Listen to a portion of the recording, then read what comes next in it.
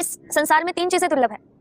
कहते हैं एक दुर्लभ चीज है मनुष्यत्व, दूसरी दुर्लभ चीज है मुमुक्षत्व और तीसरी दुर्लभ वस्तु है महापुरुष संश्रय अर्थात एक सच्चे गुरु की प्राप्ति। अगर ये 3 चीजें किसी के पास हैं तो वो डेंजर जोन से बाहर है।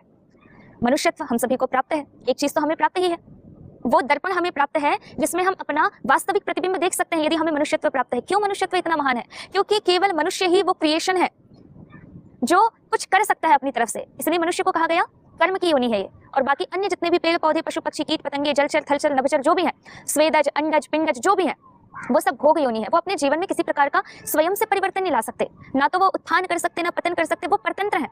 शेर मांस ही खाएगा, वो घास नहीं खा सकता। हिरण घास ही खाएगा, वो मांस नहीं खा सकता। तो एक व्यवहारिक सामान्य रूप से कहा जाए तो अन्य जीव जगत जड़ चेतन जो भी है वह परतंत्र है। एकमात्र मनुष्य है जो अपने कर्म में स्वतंत्र है। वो बात अलग है कि वह अपनी स्वतंत्रता का बहुत ही गलत फायदा उठाता है और उस नकारात्मकता तक, उस पतन तक पहुंच जाता है जिसके लिए उसको मनुष्यत्व प्राप्त नहीं हुआ है। इसलिए उन्होंने कहा मनुष्यत्व बहुत दुर्लभ है। दूसरी दुर्लभ वस्तु बताई मुमुक्षत्व। मुमुक्षत्व अर्थात मोक्ष की इच्छा, मुक्ति की इच्छा।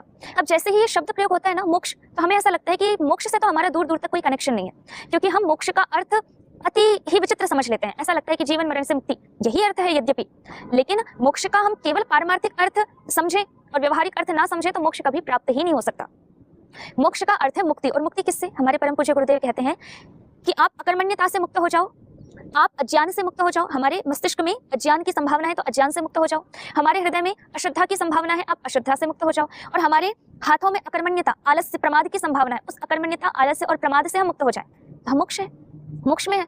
और इन सब चीजों से कौन मुक्त नहीं होना चाहता? वो बात अलग है कि आलंबनों के कारण, पूर्व संस्कारों के कारण, वातावरण के कारण हम चाह कर भी गलत से कई बार छूट नहीं पाते, वो एक अलग मैटर है, लेकिन हम चाहते हैं।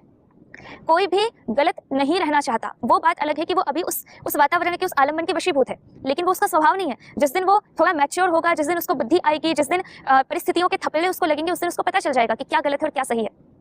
तो हमारा स्वभाव, हमारी आत्मा की तो पुकार यही है कि हम मुक्त रहें, हम मोक्ष में रहें। हर व्यक्ति की पुकार है। कोई भी अज्ञान में अविद्या में जीना नहीं चाहता, कोई भी अश्रद्धा में अविश्वास में जीना नहीं चाहता, कोई भी प्रमाद आलस्य अकर्मण्यता में जीना नहीं चाहता। इसका अर्थ साफ है कि हम सभी में मुमुक्षत्व है, हम सभी मोक्ष की इच्छा रखने वाले हैं।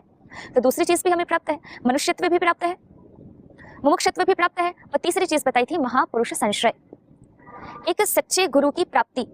वेदांत दर्शन में आया है कि यदि किसी को कोई उपाय ना समझ में आ रहा हो, कहीं कोई सफलता नहीं मिल रही हो, कुछ भी ना हो रहा हो, तो कहते हैं गुरु उपाय, लास्ट उपाय गुरु है। इसलिए कहा भी गुरु की महिमा कोई ना जाने। गुरु के बारे में नेति नेति कहा है सभी शास्त्रों ने भी, सभी ग्रंथों ने भी। तो गुरु की अप्रतिम महिमा है। तो यहाँ कह रहे हैं कि गुरु की कृपा से ही सभी देवी देवताओं की कृपा प्राप्त होती है, और उनकी कृपा यदि प्राप्त हो जाए तो सभी प्रकार के दोषों का निवारण हो जाता है और असंभव से लगने वाला कार्य भी संभव हो जाता है। जो हमें ऐसा लक्ष्य दिखता है जिसको हम कभी प्राप्त नहीं कर सकते, शायद वो भी हमें सहज प्राप्त हो जाता है। तो ऐसे श्री गणेश जी की वंदना की।